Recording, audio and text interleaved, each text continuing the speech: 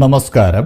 സൂര്യദീപം അസ്ട്രോളജിയിലേക്ക് എല്ലാവർക്കും സ്വാഗതം. നമ്മൾ ഇന്നിവിടെ സംസാരിക്കുന്ന വിഷയം തിരുവാതിര നക്ഷത്രത്തെക്കുറിച്ചാണ്. തിരുവാതിര നക്ഷത്രക്കാർക്ക് ജീവിത ഐശ്വര്യം ലഭിക്കുവാനുള്ള ചില കർമ്മങ്ങളാണ് നമ്മളിവിടെ പറയുന്നത്. അതായത് ഒരു നക്ഷത്രക്കാരന് അവന്റെ ജീവിതകാലം മുഴുവനും ഐശ്വര്യം ലഭിക്കണമെന്നുണ്ടെങ്കിൽ ഈ നക്ഷത്രക്കാരന് ചില ദശാകാലങ്ങളിൽ ദോഷമുണ്ടെങ്കിൽ അത് ഈ നക്ഷത്രക്കാരന് തങ്ങൾക്ക് അനുകൂലമാക്കി മാറ്റേണ്ടതുണ്ട്. തിരുവാതിര നക്ഷത്രത്തിനും എല്ലാ നക്ഷത്രങ്ങൾക്കും ഉള്ളതുപോലെ തന്നെ പൊതുവെ ഉള്ള ദോഷങ്ങളും ഓരോ ദശ അപഹാര കാലങ്ങളിൽ ഉണ്ടാകുന്ന ദോഷങ്ങളും ഉണ്ട്. ഇത് പരിഹരിക്കുന്നതിന് പരിഹാരക്രിയകളൊക്കെ നിരവധിയാണ്. അത് ജാതകന് അനുയോജ്യമായതൊക്കെ തിരഞ്ഞെടുത്ത് അനുഷ്ഠിക്കാവുന്നതാണ്. പക്ഷേ അങ്ങനെ അനുഷ്ഠിക്കുമ്പോൾ പണച്ചെലവൊക്കെ ഒരുപാട് വരുന്നതാണ്. അപ്പോൾ അങ്ങനെ പണച്ചെലവൊന്നുമില്ലാതെ ഈ ദോഷങ്ങളൊക്കെ മാറിപ്പോകുവാനുള്ള ചെറിയ കർമ്മങ്ങളാണ് നമ്മളിവിടെ പറയുന്നത്. ഇത് തീർച്ചയായിട്ടും നിങ്ങൾ അനുഷ്ഠിക്കുകയാണെങ്കിൽ നിങ്ങളുടെ ജീവിതത്തിൽ ബുദ്ധിമുട്ടുകളൊന്നുമില്ലാതെ മുന്നോട്ട് പോകാൻ കഴിയുന്നതാണ്. ഒരു കാര്യം നമ്മൾ പ്രത്യേകം ഓർക്കേണ്ടതുണ്ട്. ജാതകവശാലുള്ള ദോഷങ്ങൾക്ക് പരിഹാരക്രിയ ഒഴിച്ചുകൂടാനാവാത്തതാണ് എന്നുള്ളത്. ഇത് നമ്മൾ അവഗണിച്ച് മുന്നോട്ട് പോവുകയാണെങ്കിൽ നമ്മളുടെ നല്ല കാലമാണ്. ഇപ്പൊ ശുക്രദശയാണെങ്കിൽ പോലും ചിലപ്പോൾ നമ്മൾക്ക് ബുദ്ധിമുട്ടുകൾ കൊണ്ട് നമ്മളുടെ മനസ്സ് വളരെ അസ്വസ്ഥമാകുന്നതാണ്.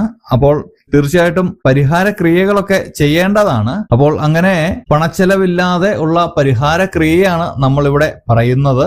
അതിനു മുമ്പായിട്ട് നമ്മളുടെ ചാനൽ ഇതുവരെ സബ്സ്ക്രൈബ് ചെയ്തിട്ടില്ല എങ്കിൽ സബ്സ്ക്രൈബ് ചെയ്യുക. കൂടാതെ വീഡിയോകൾ ഇഷ്ടമാകുന്നുണ്ടെങ്കിൽ ലൈക്ക് ചെയ്യാനും മറക്കരുത്. മറ്റൊരു അറിയിപ്പ്, നമ്മളുടെ പൂജയിലുള്ള പ്രാർത്ഥനയിൽ നിങ്ങളെ ഉൾപ്പെടുത്തണമെന്നുണ്ടെങ്കിൽ നിങ്ങളുടെ പേര്, നക്ഷത്രം, ജന്മവർഷം, തീയതി എന്നിവ കമന്റ് ബോക്സിൽ രേഖപ്പെടുത്തുക. തീർച്ചയായിട്ടും പൂജയിൽ ഉൾപ്പെടുത്തുന്നതായിരിക്കും. തിരുവാതിര നക്ഷത്രക്കാർക്ക് ശനിദശയിലും കേതുർദശയിലുമാണ് ദോഷം ഉള്ളത്. ഈ ദശാകാലങ്ങൾ എന്ന് പറയുന്നത് തിരുവാതിര നക്ഷത്രക്കാരന്റെ 34 വയസ്സ് മുതൽ 53 വയസ്സ് വരെ ശനിയും 70 വയസ്സ് മുതൽ 77 വയസ്സ് വരെ കേതുർദശയുമാണ്.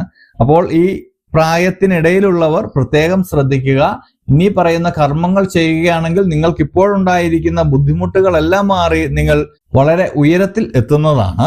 അതിനായിട്ടുള്ള ഗ്രഹദോഷ പരിഹാര കർമ്മമാണ് നമ്മളിവിടെ പറയുന്നത്. എല്ലാ മാസവുമുള്ള ജന്മനക്ഷത്ര ദിനത്തില് നാഗക്ഷേത്രങ്ങള് ദർശിക്കുന്നത് വളരെ നല്ലതാണ്. തിരുവാതിര, ചോതി, ചതയം എന്നീ നക്ഷത്രങ്ങളിൽ ഏതെങ്കിലും ഒരു നക്ഷത്ര ദിവസം, അതായത് എല്ലാ മാസവും ഈ 3 നക്ഷത്രങ്ങളിൽ ഏതെങ്കിലും ഒരു നക്ഷത്ര ദിവസം രാഹുമന്ത്രം ഉരുവിടുന്നതും രാഹുപ്രീതി നടത്തുന്നതും വളരെ നന്നായിരിക്കും.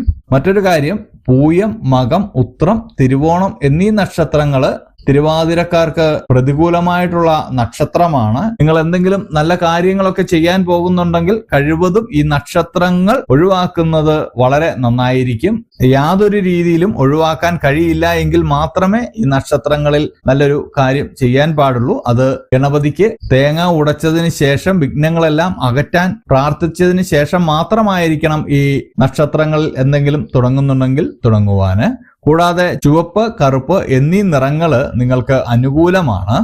അതുകൊണ്ട് തന്നെ വസ്ത്രങ്ങളിൽ ഈ നിറം ഉൾപ്പെടുത്തുന്നത് വളരെ നല്ലതാണ്. ചിലപ്പോൾ നമ്മൾ ഈ പറഞ്ഞ ക്ഷേത്ര ദർശനം നിങ്ങൾക്ക് നിങ്ങളുടെ ജീവിത സാഹചര്യങ്ങൾ കൊണ്ട് ചിലപ്പോൾ വിദേശത്തൊക്കെ ആയിരിക്കും. അപ്പോൾ ഈ ജീവിത സാഹചര്യങ്ങൾ കൊണ്ട് നിങ്ങൾക്ക് നടത്താൻ കഴിഞ്ഞെന്ന് വരില്ല. അതിനായിട്ട് മറ്റൊരു കാര്യം ചെയ്താൽ മതി. ഈ പറയുന്ന കാര്യം തിരുവാതിര നക്ഷത്രക്കാർ എല്ലാവരും ചെയ്യുകയാണെങ്കിൽ അവരുടെ ജീവിതത്തിൽ യാതൊരു ബുദ്ധിമുട്ടുകളും ഉണ്ടാവില്ല എന്നുള്ളത് 100% ഉറപ്പ് പറയാവുന്നതാണ്. തിരുവാതിര നക്ഷത്രക്കാരുടെ ദേവൻ എന്ന് പറയുന്നത് ശിവനാണ്. അപ്പോൾ ശിവമന്ത്രം നിത്യവും ജപിക്കുന്നത് ഉത്തമമാണ്. ജപിക്കുമ്പോൾ പുലർക്കാലെ ജപിക്കുന്നതാണ് ഏറ്റവും ഉത്തമം. ഏറ്റവും കുറഞ്ഞത് 9 തവണയെങ്കിലും ജപിക്കണം. 108 തവണ ജപിക്കുകയാണെങ്കിൽ വളരെ ഉത്തമമായിരിക്കും. ശിവമന്ത്രം നമ്മളിവിടെ ഉരുവിടുകയാണ്. ഈ ശിവമന്ത്രം നിങ്ങൾ ദിവസവും ഏറ്റവും കുറഞ്ഞത് 9 തവണയെങ്കിലും ഉരുവിടുവാൻ ശ്രമിക്കുക. നിങ്ങളുടെ ജീവിതത്തിൽ സർവ്വ ഐശ്വര്യങ്ങളും ഉണ്ടാവും. മന്ത്രം ഇതാണ്: ഓം രുദ്രായ നമ. ഇതാണ് ശിവമന്ത്രം. അപ്പോൾ ഈ മന്ത്രം തിരുവാതിര നക്ഷത്രത്തിൽ ജനിച്ച എല്ലാവരും ഉരുവിടുന്നത് വളരെ നല്ലതായിരിക്കും. കൂടാതെ മറ്റൊരറിയിപ്പ് കൂടി, നമ്മളുടെ പൂജയിലുള്ള പ്രാർത്ഥനയിൽ നിങ്ങളെ ഉൾപ്പെടുത്തണമെന്നുണ്ടെങ്കിൽ നിങ്ങളുടെ പേര്, നക്ഷത്രം, ജന്മവർഷം, തീയതി എന്നിവ കമന്റ് ബോക്സിൽ രേഖപ്പെടുത്തുക. തീർച്ചയായിട്ടും പ്രാർത്ഥനയിൽ ഉൾപ്പെടുത്തുന്നതായിരിക്കും. അപ്പോൾ ഇതുപോലെയുള്ള വീഡിയോകൾക്കും വിശേഷങ്ങൾക്കുമായിട്ട് എന്റെ ചാനൽ സബ്സ്ക്രൈബ് ചെയ്യുക. ഇനിയും മറ്റൊരു വീഡിയോയുമായിട്ട് നമുക്ക് വീണ്ടും കാണാം. നന്ദി, നമസ്കാരം.